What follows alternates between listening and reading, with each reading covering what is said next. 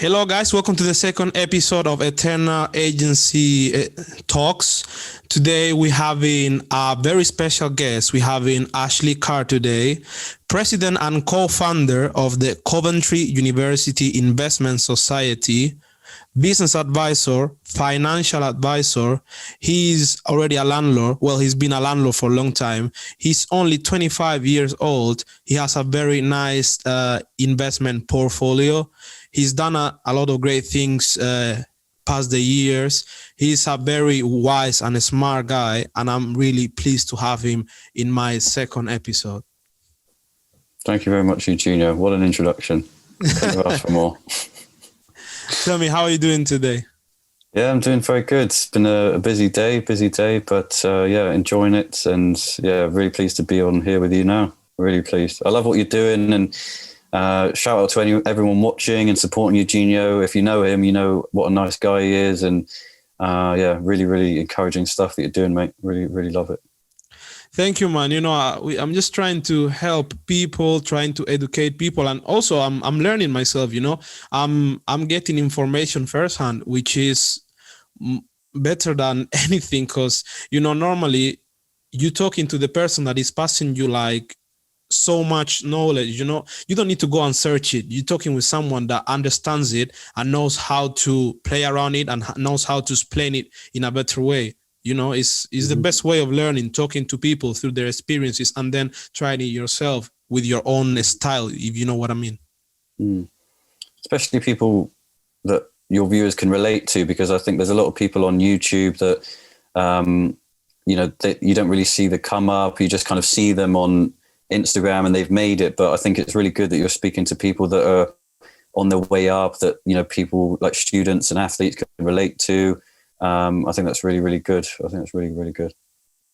That's why I bring honestly, I will bring anyone to my channel that could add value. It doesn't matter in which point are you.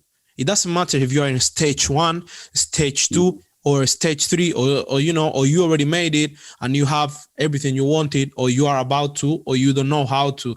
Is anyone that could bring some value to the channel. I'm just looking for people that could implement something special and that people could learn from it. Mm-hmm. That's what I'm hoping to do today, give value. I hope your viewers are going to enjoy what I've got to say. And even if they just take away 1 or 2 ideas, thinking about something differently, or the 1 or 2 habits that they're going to take away that I recommend, that just brings me joy. So I really hope that I'm able to give some value to your listeners today. I'm very sure people will learn a lot from this video today. Guys, the reason that Ashley is here is because we want to show and also introduce some tips and some techniques, strategies maybe that you guys could apply. This goes for students that you want to, let's say, how to make more money, where to invest, it's like a beginners. It also could work for people that are in the middle way, that are like in an intermediate level. But this goes especially for students, for, let's say, athletes, because that's my main aim. Athletes that want to put more money into training, into, let's say, you guys want to get a personal trainer for improving your skills, but you don't have enough money. How could you make enough money to get that trainer? You want a nutritionist to improve your health. Nutritionists are very expensive. How you could make more money for that, how to improve your skills, your body, in order to get to that professional level in an easier way and in a better shape, let's say. Mm-hmm. Mm-hmm. So tell me, Ashley, we're going to start with something very basic. What do you think? Investment, you think is a hard thing or is an easy thing? There's a really fantastic quote by Warren Buffett that says investing is simple but not easy. The actual ideas around investing are simple. You invest money in a stock via a broker and it goes up or down. It's a simple thing to get your head around. However, putting it in practice, it's not easy. There's lots of things that are involved. The main thing that you have to deal with as an investor is the wider market. So markets are driven by fear and greed. It's the two main human emotions that markets are driven by. And they're the two most dangerous emotions that humans have, but they're really visible in the stock market. We saw this recently with GameStop. The greed of people trying to get involved and try and jump on the bandwagon, and as it was going up, but then it was going down again, the fear sets in, and like, oh my gosh, it's going down again. What am I going to do? I need to sell. So that's the biggest thing that you have to deal with as an investor, is actually the fact that you're human, and the fact that you have emotions that you have to deal with. So my answer is it's simple, but it's definitely not easy. Guys, it's a very simple question what I just asked Ashley, and he just gave a stunning answer to that. It takes courage to start something. But sometimes the rewards or the results pay off. But this is for athletes. Let's say when we go out there, let's say to the court, to the pitch, to the boxing ring, whatever sport you do, you are also in the same situation as a broker or as an investor. So you go there and you always need to know and be in control of the situation.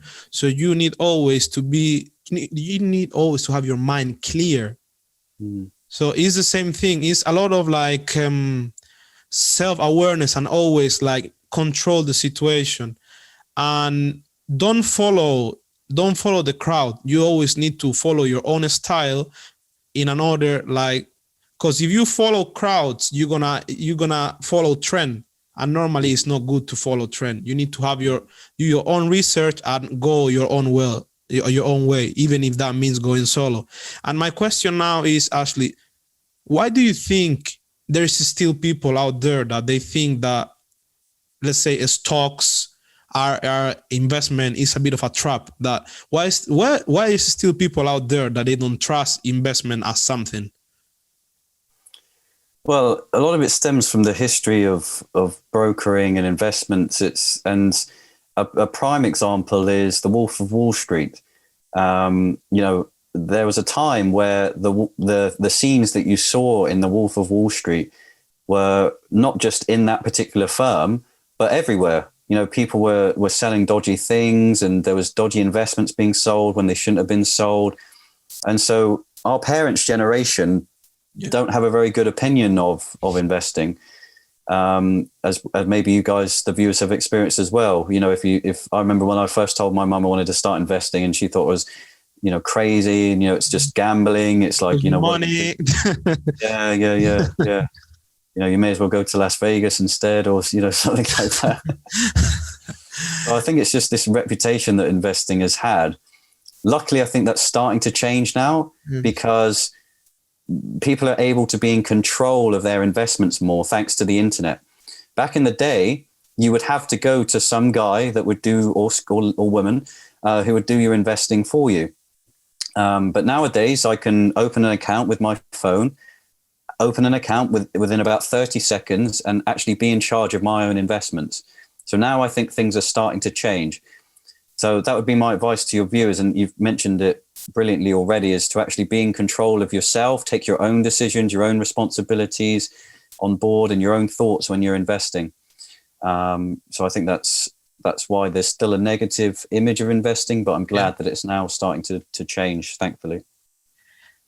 I think we also have like a very negative image, because there is a lot of guys out there, because let's say internet is great, technology, like progressing is something amazing. It makes us better, it makes our lives easier, but also there are some people that take advantage of that, because you can see so many people out there selling smoke and steam out there in social media, like guys that will have like a certain company, a certain investment course, or these kind of things that we see lately, that people are trying to sell a product that it really doesn't exist. So you guys always need to be careful when you go out there. But as we were saying, it's so easy today, and anyone could invest. That's why I think it's great that you can be from your home sitting down, and you could be investing in stocks, and creating a future for yourself, but you need to also be, as we were saying before, be clear and know what you want. And don't just put money in stocks, because many people just follow 2-3 guys on social media. They follow their advice, which is not wrong. Some people give very good advice, but some others, they don't know what they're talking about. And you guys will listen to them. You will put your money, even if it's a little money, you will put it away without knowing what you're doing with that. So read books and, get some knowledge. Ashley, could you maybe recommend us which books, let's say the first 5 books someone will need to read to understand a bit of like investment, for example? Mm-hmm. Yeah, we'll do. And before I tell you, I just wanted to bring up your point. Yeah. Is if someone follows advice all the time, they don't learn anything. If you make your own mistakes, good or your own successes, in investing, then you learn from them. Okay, this went really well. This was because of X, or this didn't go well. I lost a bit of money on this investment, and I know this now because I did Z wrong. You see what I mean? So there's this greater learning path from doing it from ourselves and making our own mistakes and successes. So that's something else I wanted to raise. So top 5 books. Number 1, and I think you know what I'm going to say, Eugenio, is Rich Dad, Poor Dad. 100%, without a doubt. It will change your mindset of money entirely. It's the most powerful book I've ever read on money. And luckily for me, it was my first book I ever read on money. So literally, as soon as I read that, things just clicked, and I was like, wow. I won't spoil the book too much for you, but essentially, the author, Robert Kiyosaki, says that we should be using our money to buy assets. Yeah, awesome. He's a great author. He's great. He's great, for sure. Sorry for interrupting you. People sometimes don't realize how much one of these can change your life. And guys, honestly, this is 3 hours, 4 hours. If you're a slow reader, 5 hours of your time.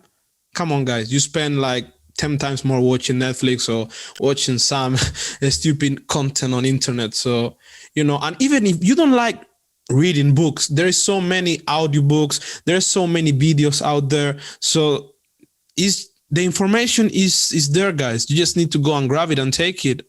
And as Ashley was saying before, you could apply other techniques or strategies, but for you, they're never going to work the same way. And you cannot avoid the mistakes other people do.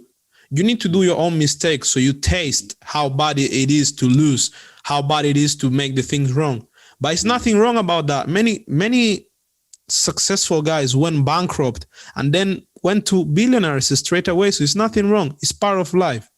So yeah, sorry for interrupting you, brother. Carry on with the list and please give me the answer. Thank you. No, that's fine. That's a really, really good point. I was just going to say the basic premise of Rich Dad, Poor Dad is to use your money to buy things that are going to go up in value and to not buy things that are going to go down in value. So if I was to give someone, £10,000, for example, chances are they'd buy like not a new car, but a secondhand car, maybe a new phone, new clothes. All of these things, as soon as you purchase them, are worth less. The minute you purchase them, they're worth less. However, the wealthy mindset, the rich mindset is if they get £10,000, they use it to buy things that are going to go up in value. So this could be anything from art, something obscure like art, like antique art, or even, more conventional things like stocks, a deposit for like a real estate. Eventually, you investing in things that are going to go up in value. So that's the basic premise of Rich Dad, Poor Dad. And as soon as I thought about that and thought about how impactful that is, changed everything, changed absolutely everything. So I hope it has the same effect for you readers if you read it for the first time. So that's number one. That's the foundation of of the financial mindset, I would say. And while I'm on mindset, I also want to talk about it. It might not be number 2, but it's definitely in the top 5. Is a book on habits, because your financial habits, which we'll hopefully talk about later, and your attitude and the way you think about money is even more important than the technical knowledge about how to invest and doing this and doing that. You know, your attitude and your habits towards money or anything. So I recommend highly this book called Atomic Habits by James Clear. And you can apply it not just to financial habits, but any kind of habits that you're trying to do, you know, losing weight, stopping smoking, or, you know, or any kind of habits that you want to build. So you can definitely apply this to finances. So book number 3, I would say, is The Little Book of Behavioral Investing. It's quite a long title, but it's a short book. The Little Book of Behavioral Investing. And this, again, talks about the psychology behind investing. So we've spoken about it a little bit already. So we're trying to avoid crowds, trying to not anchor ourselves to like a particular price. It gets a little bit technical, but he explains it in a really easy way. And it's only 200 pages. So that's something I'd recommend as like a beginner level. For a beginner level on actual stock investing, I'd recommend One Up on Wall Street by Peter Lynch. I think I've seen you with that book, Eugenio, before. Yeah, I have it. Yeah. So yeah, that's really good. Eugenio can probably back me up here. You know, it explains things very clearly, and you know, it's aimed at a beginner. It's not too technical. So that's really good as well. Then when we start to really pick up our interest in investing, I would recommend something called The Intelligent Investor, which is basically known as the Bible, really, of investing. Warren Buffett, the best investor that's ever lived, says that it's the best book on investing ever lived. So you really need to pay attention when he says that. One little warning, it is a bit of a difficult read because it was written in 1957. But at the end of every chapter, there's a commentary by a modern author, just kind of explaining what you've been reading about in a bit more detail and a bit more modern language. But I would really recommend that once you do start to think about, okay, I really want to get serious with investing. I really want to actually take it to the next level and you know, start to invest for myself properly. And then book number 5, I would say when you want to think about different strategies of investment, there's a book out there called The Investor's Anthology. And basically this outlines different famous investors and how they invest. So this is really, really good for you once you're at a decent level and you think, okay, what strategy do I want to use when investing? Do I want to invest in growth stocks? Do I want to invest in value stocks? You know, what kind of things do I want to actually invest in? What direction do I want to take my investing? I would recommend that book. So it's called The Investor's Anthology. I think it's by Charles Ellis, but I could be wrong. So that's my top 5. So we got the mindset involved, we got the habits, and then we've got the actual stock investment books. So we've got a bit of everything for you guys. Guys, the list that these guys gave is great. And I'm going to tell you something to all the viewers. I got all these books in PDF. How you can get them? Follow me. Follow Coventry University Investment Society on Instagram. Follow also the channel Eternal Sports Agency. Give me a like. Subscribe to my channel. We have in PDF around 60 books. We have 0 to 1. We have the book of Elon Musk. We have the book of money. We have Atomic Habits as well. We have all the Robert Kiyosaki books, all of them. We have You Are a Badass from Jen Sincero. We have 7 Habits of Highly Effective People. We have like 60 books that are self-improvement, self-development, investing, how to change your habits. We have so many books. Guys, it's easy to get them. Just email me or send me a message on Instagram. Show me that you follow our social media and we'll get them to you. And thank you, Ashley, for giving us these amazing books. Now I wanted to talk to you about something a bit different. what do you think, let's say, because there's a lot of like trend with cryptocurrencies. Do you think it's good for beginners, cryptocurrencies? Or personally, I don't like cryptocurrencies, but it's something very that is on trend with the app of the Bitcoin and everything. What do you think about cryptocurrencies? So I'm excited about their future. I think they are the future. I think they're going to become more prevalent as the years go by. So as a sector, as an industry, I'm happy. I'm enthusiastic about them. However, as an investment, I'm not so sure. This is because they are a currency. They're traded like regular currencies. So they go up and down based on market demand. So you've seen it recently with the Bitcoin price. For recently it's been really, in the past it's been really good, so it's gone up, but now it's gone down again. So it's just a whole variety of factors that are at work here. So I think the only way you should invest in cryptos, the same with anything, is if you know a fair amount about it. I think too many people get involved with things that they don't really know about, like enough about. Like so often they've just seen something on Instagram or Facebook, and they're like, "Oh wow, this Bitcoin's going up. Maybe I should, get involved," or something like this. This is such a mistake, but it happens with a bit of everything. Social media is killing people. Is killing people's like financial situation in such a way, because sometimes they lead us to pretend to be rich. And when I mean pretend to be rich, is like people try to fit it in by buying certain material stuff. Let's say clothes, designer brands, quick example. They try to live a life to impress people. But something I don't never understood, because you see the wealthiest people in the planet, they have such an easy life. They don't flex money. They don't buy luxuries.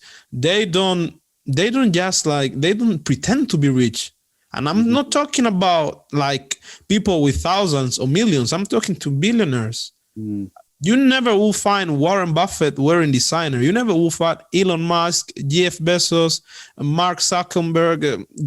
So many people in that list. You never seen them with a piece of jewelry. You guys need to wake up and understand that rich people don't use money that way, because they know money is a tool, and they only buy things that will make them make more money. Because at the end, you could buy the nicest hoodie or whatever clothes you like of the finest designer in the moment.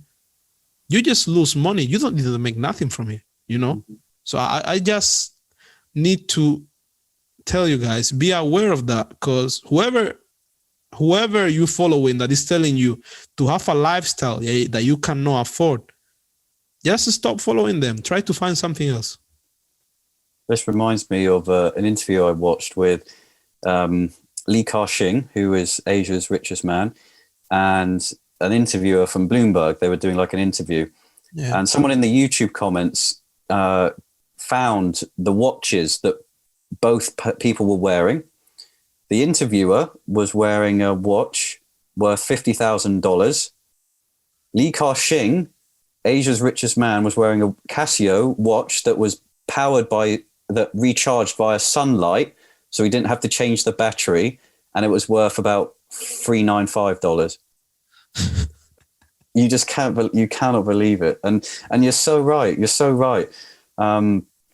I think once you get to a certain level of wealth, you can look wealthy. You can buy, if you want to, if that's what you want to do, you can buy designer clothes, everything like that. But I think your viewers, whilst they're on the come up, and that includes me, that includes you, that includes maybe not everybody watching, but your viewers generally, you have a choice. You can either look wealthy, or you can be on your way to actually being wealthy. If you want to spend your money on, these things that you mentioned, designer brands, nice watches, et cetera, all the things you're talking about, you can look nice on Instagram. You can get likes, you can get recognition, or you can actually use your money like Robert Kiyosaki says and actually invest in stocks, invest in, education, all this type of thing. and be on your way to being wealthy. Unfortunately, we're not at the stage where we can do both. So we have to make this choice. The problem, I think, is that, guys, it doesn't make sense that you wearing Alexander McQueen shoes, designer jeans, and a 300 or 400 pounds hoodie, and then your account you have 500 or 1,000 pounds. It doesn't make sense. It doesn't make sense at all, guys. And you probably know this, but you're trying to impress that girl that you are gonna date, you're gonna go on a date with, or you're gonna impress the group of friends you are with. If you guys or girls, anyone that is listening, if you're in a group of people that they're not talking about self-improvement, about becoming someone in the upcoming years, in investment, entrepreneurship, ways to get out of the rat race, ways of level up, you guys are in the wrong circle. And you won't get far from there. You need to be with people that they're gonna make you better. Maybe not financially better, but people that are telling you to spend half of your salary in designer clothes, they just don't care about you, and you guys need to realize this. Mm-hmm. Yeah. None of what we talk about today matters, I think, if you're not in the right group, if you're not in the right surroundings, and because you can try and do this stuff on your own, but if you've got no one to talk about it, no one to share ideas with, it just becomes a bit lonely and a bit boring. So I would recommend, if you like what you're hearing today and you want to start talking about business and entrepreneurship and other things, find someone that you can talk about that with. Eugenio, I'm sure, it would be very willing to be that friend. Those of you that know him, find someone that you can go on a journey with, in a way of discovery and learning. I think that's something that I would definitely recommend. We've been talking a lot about spending money and fake life status. Let's talk a bit about saving money. You are a business advisor and a financial advisor, so maybe you can give us some tips in order how to save money. Let's say, let's put a quick example so people understand. Okay, let's say I have 1,000 pounds saved and I need 10,000 pounds to get a mortgage. Let's say I need that for the deposit, for the down payment. Could I make this 10,000, let's say, in 18 months, having a regular job? What things will you do in order to get this money? What saving tips could you give us? Okay, so I'm going to use the average salary of someone that's our age. So I'm going to say about £1,500 a month. So if someone's making about 20 grand a year, a bit less than 20 grand a year, something like that. Because I know our viewership are mostly, younger people like you and me. Yeah. So if you're taxed at about, you're going to be taxed on £6,000 at 20%. So you're not going to take off too much for tax if you're making about 18, 20K. It's not going to be too bad. So if you're able to live cheaply, then you should be able to save a decent amount. It's going to depend on your expenses and everything like that. But I think if you're strict with your expenses, you may be able to save up to about 700, maybe maximum £800 a month. If you're living in a shared accommodation, obviously everybody's situation is going to be different, but I'm going to assume that someone's living in shared accommodation if they're a student and they're paying about maybe 400. So, or if they're working in shared accommodation at this stage in their life. So again, it depends on everybody else. Everybody's situation is going to be different. So my biggest advice is, if you're on a lower income, at the minute, stop living like you're on a higher income. So many people, their phone contracts are, ridiculously expensive, or, they want to live in like this really nice apartment, or they want like the really expensive rooms, or, live like you're, broke in a way. Live like you're broke, and then you'll be able to save up the spare income a lot quicker. That's number one, is get your, spending habits down as much as you can. So for example, I've moved up a little bit now, but during my first 2 years at university, I literally lived in probably one of the cheapest rooms in Coventry. I paid about 230 a month, plus plus bills, which, as far as I'm aware, there's not too many rooms that cheap. And yeah, it wasn't the Ritz, it wasn't like, a great place, but it was fine. It was big enough for me.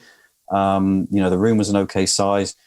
And I made that sacrifice. I could have afforded to maybe live in a nicer room, in a bigger room, in a better location or whatever. But I know that if I sacrifice that little bit now, and I'm able to save up some money to invest, it's going to be better off for me in the long run. So you have to really, in a way, give up a little bit today so that you can have more tomorrow. And I think a lot of people maybe aren't willing to do that. So that's advice number one. Really think about your expenses and where they're going. Advice number two is to actually track them. Track what you're spending your money on. So many people just don't do this. They just, to be honest, I didn't until quite recently. You just bring out the card, you pay, you're shopping, you buy something on eBay, bills, everything just goes out. And then you get to the end of the month and you're like, where's it all gone? Like, what? Yeah. So what I started to do now is, I don't do it every day because that takes a lot of effort, but every week I just I take about 20 minutes and just go on my banking and see, okay, what did I spend money on this week? Okay, rent came out this day. I bought some shopping this day. Earlier I bought mouse pads, stuff like that. Everything that I spend money on will go in this book. I've got a specific book for it, but you can use just a notepad, whatever. And then I do it on a Sunday. So on this Sunday, you'll look back at the previous week and you'll be like, damn, I spent £60 on Deliveroo this week. Or, damn, my food shop was like double what it normally is. What was I spending it on? You'll just be able to see, okay, where is my money actually going? And that's the first step to having control of it, actually knowing where it's actually going and ending up. So that's tip number two, actually find out where your money's going. And you can do the same thing for income. When did money come in? When did my student loan come in? When did, whatever payments come in? And then tip number three, so this is like a bonus tip. This is like to get to the next level. This is something that I've started doing again fairly recently, is to have different accounts for money that comes in and money that goes out. Because if they're the same, as soon as payday comes, you're like, wow, I got, like, in our example, £1,500 in here. I've got £1,000 in here. Wow, like, I can go to town. Like, you're tapping your car. Yeah. Exactly. Spot on. And then obviously the spending increases. But if you have separate accounts, okay, you have to justify taking money out of your income account and putting it into your expense account. So you can actually budget yourself. Okay, say your budget is you want to spend £100 this week, for example. It's like a light week. You don't have much rent to pay or anything. So you put £100 from your income account into your spending account. And then you've got that limit this week. Okay, so my limit is £100. What am I going to spend? What am I going to use it on? Okay, £40 for my weekly shop, £10 for my Netflix subscription that comes out this month, £20 on buying presents for a mate's birthday, like you just get them something. So you actually know what's going to come out this week, and you know how much money you need to put in for this week. And now I know it sounds like a big ordeal, but literally just on a Sunday night, the two tasks that I've given you should take about 45 minutes. Okay, what's coming out this week? That will take you about 15 minutes. Okay, and then send money into my expenses account. That's about 15 minutes. And then maybe about 30 minutes max to see, okay, where's my money gone this week? 45 minutes a week, guys, and you're going to completely revolutionize your spending habits, your saving habits. Honestly, you do these three things and the first thing we mentioned, and you're going to be onto a winner. So that's my tips. Guys, please don't pass the tips. Listen to them, apply them your way, and please, I'm gonna tell you a quick story about myself, guys. I like clothes as well. I'm not a designer guy. I don't really care about whatever is the designer trend. I buy normal stuff, but I like to buy clothes. I like to, to treat myself a lot. I remember the first time I arrived university, I've never been good saving money. Never. I'm progressing on it, but I'm not the best guy saving money. But I learned some things through being in a situation or having zero money. So I spent my two first years at university on every payday buying clothes. Every payday buying clothes. I was working in McDonald's. I wasn't making a lot of money. I was getting maybe £8 per hour. I was maybe making every 2 weeks £300, nearly £400. And I usually spend £100, £120 in in groceries. I will spend easily £100 in ASOS or whatever, or whatever, £150, even sometimes 200. So I was only keeping for myself for 2 weeks, 50 or £100, sometimes even less. Guys, don't make this mistake, because you never know what's going to happen tomorrow. You could lose your job. You could be injured. Like maybe you could be crossing the street or whatever, and you could have an accident, and you don't know when you're going to see money again. And you don't realize about this when we are our age, because we think, we don't care about many things. We just live a bit wild. So guys, track your money, because money is a tool, guys. Money is a tool. Money is there in order to use it smartly, to make more money of your money, not to make less of your money. You have already government that is taking your tax. You have expenses that you need to pay, yes or yes, like rent, bills. Try with the money you have a spare to keep it with you. Because I made the mistakes for 2 years, and I didn't save nothing. 2018, 2019, beginning 2020, I didn't have no money saved, literally no money saved. And I was working sometimes very hard, and I just saw my money on like hooked in my drawer, my clothes or my shoes. This is not the way of doing the things, guys. You need to, the only good investment, if it's not to make more money, is in yourself. And when I mean in yourself, it's like maybe you want to study a course of something. Maybe you want to go, let's say, for a therapist, or you want to, let's say, investing in yourself, but something that you will invest and you will get a benefit of it. Clothes are not a benefit. Eating out is not a benefit. All these kind of things are not making you go into a higher level, won't make you go into a higher level. They won't make you go anywhere. You're going back doing these kind of things. And what to say about this? Use your money wisely, guy. Money is a tool. Mm-hmm. And it's what you can do with it. You can give back. You can. That's the thing. In itself, it's useless, but it's a tool, like you said. If you want to start a foundation someday, you want to buy yourself a nice house, you want to send your kids to good schools, all of these things are from money. And the earlier you realize that, and the more seriously you take your good financial habits and use them, you're setting yourself up for a really good life. And as you said, it doesn't take long. Guys, if you understand where your money is coming from and where your money is going, you can save a lot of headaches, guys. You guys don't want to see yourselves being short on the money for the rent. You guys don't want to see yourself in a position that you cannot go to the supermarket and buy the things you want. You guys don't want to see in that position, because I've seen myself in that position few times, working and hustling, and then you see your account, where the money has gone.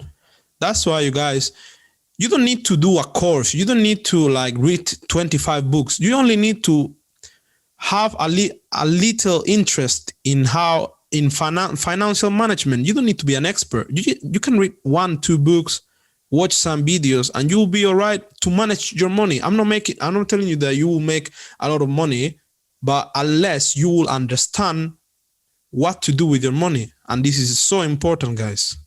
Mm-hmm. Exactly. Couldn't have said it better myself. Nice one. So now, many people have told me, oh, could you speak with Ashley about the rat race? And I'm talking a bit about the rat race, but let's bring the conversation up. Let's talk a bit about the rat race, because some people may know what it is, some people might not understand it, but we know what it is. So let's talk about it a bit. Mm-hmm. So, so the rat race is, Kiyosaki says it a lot. He uses it a lot. So it's the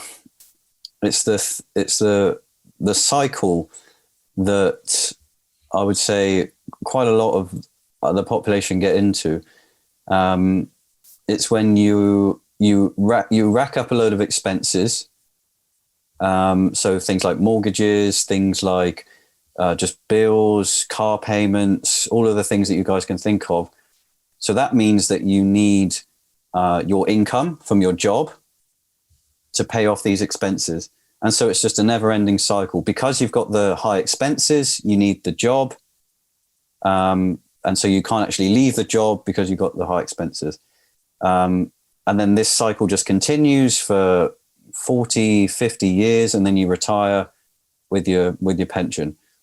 So it's called a rat race because there's no escape. You're like a rat, really, like on a spinning wheel, just going round and round and round. And that's what Kiyosaki uses for his cash flow games. So to get out of that, you need to take his advice. You need to lower your expenses as much as you can, like we've been talking about today. Obviously, earn as much money as you can. That'd be nice, to get a high-paying job. And then the difference, you invest. So the difference between your income and your expenses, no matter what that is, you invest. And if you do that over time, you'll just be able to escape the rat race because you would have invested in stocks and property, and eventually your assets will bring you as much money as your job does, so you don't have to work anymore. So this is my aim, and this is the way I'm looking at things. I want to keep my expenses as low as possible. I don't care if I have to get a car, a little bit later than my friends that do, because I know that I'm going to be paying what for a first-time driver in insurance, like $2,000 a year, plus however much for to buy the car as well, and then the tax, and then to sort out the tire, whatever problems might go wrong with it, whatever. So it's all. But I know that if I'm able to do that for just a few years, use the money that I would have spent on that car, which could be like $10,000 in 3 years. Spend on a car 3-4 years. And then use that money to invest. So that's how I'm planning to escape the rat race. Just keep my expenses as low as I can until I've built up enough assets, enough income from my assets, so then I can do what I want with my life and be able to live it in my way. Guys, I'm telling you, for escaping the rat race, you only need to want it. It's not that hard. If you don't like stocks, you have real estate. If you don't like real estate, you have vending machines, business ideas. It's so many different opportunities, guys. Because I know many people will say, well, I don't trust the stocks, because can go up or down. The money for a house mortgage is maybe too much. Guys, there's so many opportunities out there. And I'm telling you guys, if you are not making income while you sleep or while you are not working, you will never escape the rat race. And the sooner you realize this, the sooner you'll be able to get away from it. Because as I told you, till 1 year ago, I was spending 60% of my money, 70% in nonsense stuff that I don't even use today, or that I don't even know where it is. So it's a lot about understanding your situation, creating a plan, because it doesn't matter how much you wish something unless you start putting a strategy or a plan down. And there is a very famous quote of Warren Buffett that he says, an idiot with a plan can beat a genius without one. Is it the quote like that? Correct me if I'm wrong, because you know more about Warren than me. No, that sounds right, yeah. Okay, so guys, as we've been talking today, it's always up to you. It's up to whatever your standards, whatever the life you want to live. In the next 10, 15 years, where do you want to be? How do you want to live? You know, it's not pretending to have the nice lifestyle now. It's better to have like a low profile lifestyle now. Not many people will know about you, but then in 10 years, 15 years, when you meet people that you used to hang out with them, and they tell you, also, what are you doing now? Well, I have my own business. I do this, I do that. I'm also like involved a bit with the stocks. I have my own portfolio. I have some real estate on my name. I'm just moving forward a bit. And you feel so great, because that's how I imagine myself. You know what I mean? It's like... Yeah, I think I want to make the point that a side hustle in today's day and age is necessary. It's not just an option at this point, I don't think.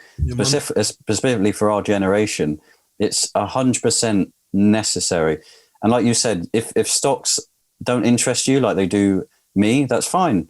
If real estate doesn't interest you, that's fine.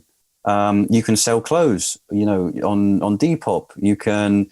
start a Amazon FBA business, online, like a small part-time online business. There's so much you can do now thanks to the internet.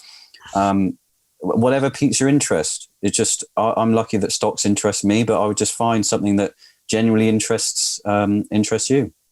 And speaking of side hustles, I wanted to relate this to sport. So I want to tell you a tale of two footballers that had a similar career at the same kind of level and during the same kind of time periods, but they ended up in very different financial situations because one of them had a side hustle and one of them just racked up a lot of debt. So footballer number one is Robbie Fowler. He played professional football from 1993 to 2012, mostly for Liverpool, was one of their top scorers. And in 2005, he was rated as one of the 1,000 wealthiest British people. And this is because he had used his earnings from football to invest in property. It's estimated at one point he had well over 80, good quality houses around Merseyside, like expensive houses that he would rent out for quite a good rent. So, and his net worth in 2012 was estimated at £31 million, which is amazing because he had this side hustle of property while he was playing football. Now, on the flip side, a very famous goalkeeper called David James, who played professional footballer from 1988 to 2014. Now, he was declared bankrupt in 2014 when he finished his career, despite the fact that he earned over £20 million during his footballing career. So probably a similar amount to Robbie Fowler. It's just that Robbie Fowler chose to invest his money into property and not to rack up debts like David James did, because he wasn't able to pay his debts, so he had to declare himself bankrupt. So it's crazy, had these two footballers that played at a similar time, at a similar level, both played for England, represented their country, played in the Premier League, all this stuff. But one of them ends up with a net worth of 31 million and one ends up bankrupt just because one of them, what they just chose to do with their money. And, viewers and listeners, they have the same choice. I'm very glad that you bring that up because that leads us now into a bit of a sporty conversation. There is an statistic out there. 65% of the athletes, professional athletes, millionaires, go bankrupt. why this is happening, guys. First, they don't have financial knowledge. It's okay, not everyone has it. But it's very easy to pick up a book or just read online, whatever you prefer. Or if you are not bothered, hire someone that could put your money to work for you. This is the mistake number one.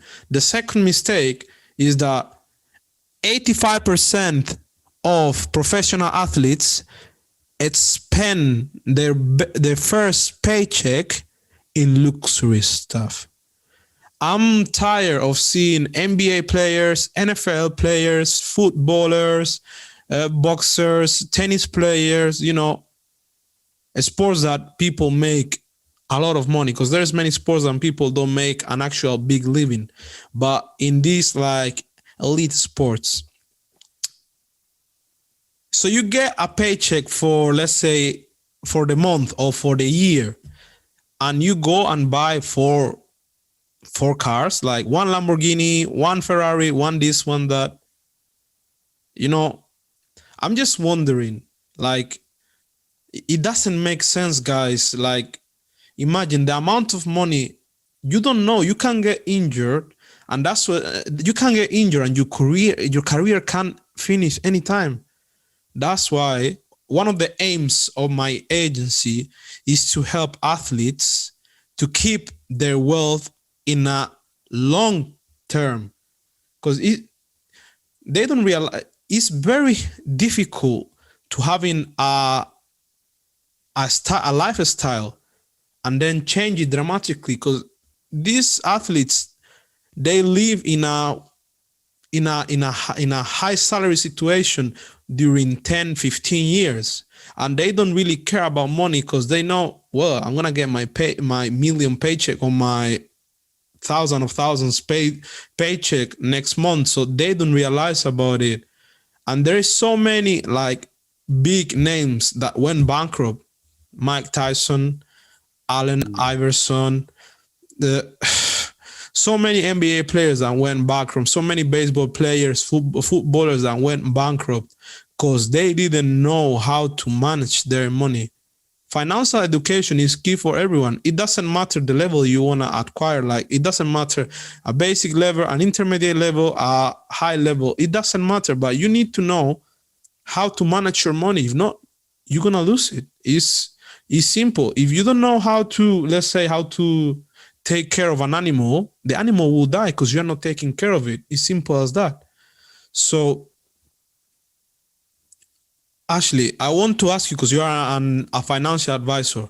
If you have an athlete right now, let's say a young athlete, he signs with a club and he's starting to get the first good money he's ever done, what will you do with him? Firstly, I'd make it clear that just because you have a high income, and this goes for anyone, just because you have a high income doesn't mean you're rich. Doesn't mean you're rich. Okay, it's all about what you actually own that determines whether you're rich. That's why, there's a difference between a millionaire and someone that's, earning, less than that. They're called a millionaire because they actually have the million. They're not spending it as soon as it comes in. So that's the first thing I would make clear. And it's the same for you guys. Just because you're making, or you think like I'm making a good income, doesn't mean you're rich yet. It depends on what you do with that money, as we've been talking about, putting it into the right things like stocks and property. And as we saw with Robbie Fowler, because he was using that high income to invest in property rather than, rack up debts, that's why he was successful. So that's the main thing I would do. The second thing I would do is introduce some of these good spending and saving habits, correct habits that we've been talking about today. Because you have a high income, maybe you are allowed to have a bit more expenses than someone who's, not earning so much. I'm not saying that you have to, I'm not encouraging you guys to just be completely strict and, not spend any money and, not enjoy yourselves. That's not what, it's about at all. Obviously, you've got to enjoy yourself and have some free time and use your money for nice things. And obviously, professional athletes can maybe do that a little bit more than others. So that's another thing I would make clear as well. So I would say to them, I'm not here to stop you having fun or, these type of things. Obviously, I want you to enjoy your success, but it's what comes after this success is over, because the career of an athlete is in the world of football, maybe 15 years if you're really lucky, and you're able to play from, maybe 18 to mid 30s professionally, which is tiny. If a university student leaves university with a decent degree at say 21, they can work using that knowledge for maybe 50 years until they're 70, or, when they want to retire. So you have to think about, you've got a career that lasts a third less than everybody else. So what are you going to do with that afterwards? So that's something I would let them know as well. It's just to think about, I know you're at the start of the career now, but eventually it's going to end, and you want to have something there when that income stops, and then develop these good spending habits and saving habits. And then number 3, I would have a little chat to them about investing. And it's the same way I would chat to you guys and you listeners, just to introduce it to you, like I spoke to you about today, about the psychology behind it, about you have to, think about things in the right way. And what I would also make clear, and those of you that are listening that are athletes, is you guys can be absolutely fantastic business people. You have all the makings of being a fantastic entrepreneur because of your experience with sport and your experience of being an athlete. Think about it already. We spoke about atomic habits. Those of you that are properly training as athletes, you probably already have better habits than most people. You're the guys that are getting up early, you're going to the gym, you're working out, you're training, long hours. And if you want to be a good business person, guess what? Exactly the same. Get up early, work hard, long hours, do extra things, that you're not told to do, go the extra mile. So that's the final piece of advice. And that I would say to you guys, if you're thinking about being an entrepreneur one day, or even today as like a side hustle, you guys are made for it. It's there to be taken for you guys, because you've got the right habits, the right knowledge, the right determination and drive. That's something we spoke about, drive to win, succeed. That comes about naturally when you do sport. So that's a really fantastic thing. Something, if I was a professional athlete, you'll probably be my financial advisor, I'll probably hire you, Okay. But guys, of course, professional athletes make a bigger income than regular people, but the same rules apply to everyone. It's the same rules. They can get the £1 million house, but you can get the 200,000 one by using the same way of working. And when I mean the way of working, I mean applying the same strategy. There's regular people that have a better life long-term than professional athletes because they've been smart since day one. Some athletes realize in day 5,000. So they had a great career. They spend all their money in whatever they want, and then they are about to retire and they realize, what do I do now? I don't have money to keep up my lifestyle. Mm-hmm. I don't have money to live for the rest of the life because, guys, being 34, 35, you're still very young. You're so young. I mean, 35 years old is not even it's not even a 50% of your life. It's maybe a 40% or even I will say a 39, because the people normally now, the life expectancy is between 80 and 85. So that's like a third of your life. So you still have 2/3 to go. How you want to spend that? That's something that athletes need to think more. There's great advisors out there. There's many athletes that found the right advisor and they made a lot of money. Quick example, Kobe Bryant. He invested $8 million in an energy drink company that their value today is around $350 million. He made around $200 million for just investing $8 million. So with one good deal, well, guys, he passed away, but he has sort his family and the future generation just because he made a smart deal, because he knew there was an opportunity there. So all the time you guys have an opportunity or have like a way to make more money legally that will make you have a better life long term, just always take it. Know your opportunities.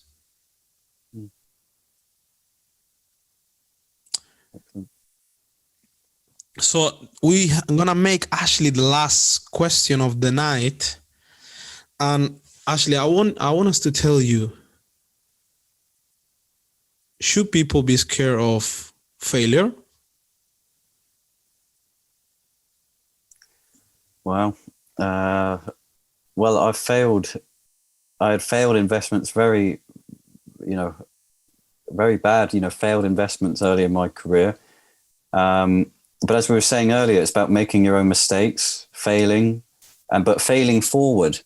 That Les Brown's got this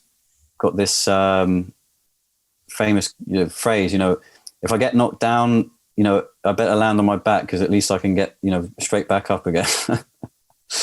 And so that's really true. And it's the same with in investments. So I'll speak about a couple of bad investments I had, and number one was in an energy company that operated in Africa.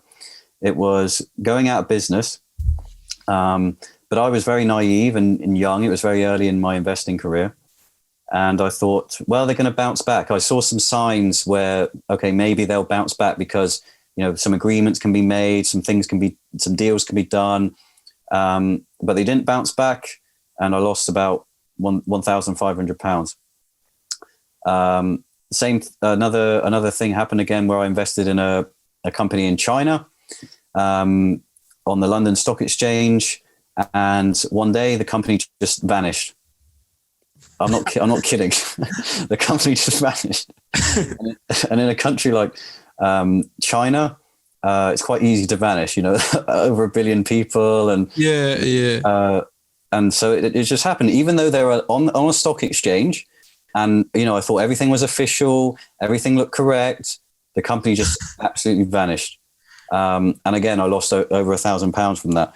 So it would have been very easy for me at that point to say, do you know what? F this investing game, I'm done, I'm out, drop mic, game over. Yeah. But I knew, where I'd made mistakes, and you learn from them. Okay, mistake number one was investing in that company that was clearly going out of business, but I somehow thought they would turn it around. Big mistake. And I learned from that. Company number two, I wouldn't say not invest in China. Just be careful about, investing in China. Be aware that there's different stuff going on there that isn't the case in the UK if you invest, or in the US, for example. But so instead of, giving up, I just learned from these lessons, and then, went to make on some good investments, and that made a lot, where I didn't give, if I had given up, that wouldn't have happened. So I think I would go so far as to say failure is necessary for a successful life. Failure is, if you're not failing, you're not trying at anything. You're not having a go at anything. You're just kind of existing, just going through the motions. It's the same in sport. You're not really, if you're not failing every so often and actually learning from mistakes, in football, you missed that penalty. What went wrong? You didn't make that save if you're a goalkeeper. What went wrong? You lost that game. What went wrong? If you're not failing and you're not learning from these failures and these mistakes, you're not improving. So I don't think you should be scared of failures. I think you should, acknowledge failures and learn from them and just improve for next time. Every failure is only a failure if you didn't learn anything. If you learned something from your failure, it's not a failure, because then the next time you go and do that action, the next time you try this project or this business or this investment, then you've made a gain. Guys, it's part of the process. You cannot avoid it. You cannot skip it. You need to fail, because failure gives gives you power to understand and to progress. Because if you don't fail, how are you gonna know how are you gonna know what is to get to that level? And when I talk about how you're gonna know to get to that level is, when you fail, you understand different parts of the process, and that means you understand better what you're doing, and you know what kind of things could go wrong, and that allows you to progress faster afterwards, because you understand, okay, you always need to analyze your mistakes, because at the end, the mistakes, people don't take them this way, but mistakes are the step forward to success. Because you already been beat down, you're already down. What else could go wrong? You already failed. So now use what you learn and move forward with it. And that's more or less the secret, guys. And I also wanted to tell you, Ashley, what is the best piece of advice you could give to all the viewers that we have in today? Okay. Now, I'm under no illusions that perhaps most people that watch this video will, and I wish it wasn't that way, will watch it, think it's a nice video, and just do nothing. They like what they've heard today. There's some good advice, but they're just not going to do anything with it. Please, please, please, if you're watching this, do something that we've spoken about today. Whether it's what we've just been talking about, trying something and maybe failing with it. Whether it's tracking your expenses just once a week. Whether it's actually trying to find what your side hustle is going to be, just thinking about it. Is it going to be investing, real estate, business, whatever. Go and read one of the books we suggested, especially Rich Dad, Poor Dad, if you haven't already. Think about your social media and about how it's influencing you. Is it good? Are you having like good influences on your Instagram and your Facebook that are building you up, or are they bringing you down?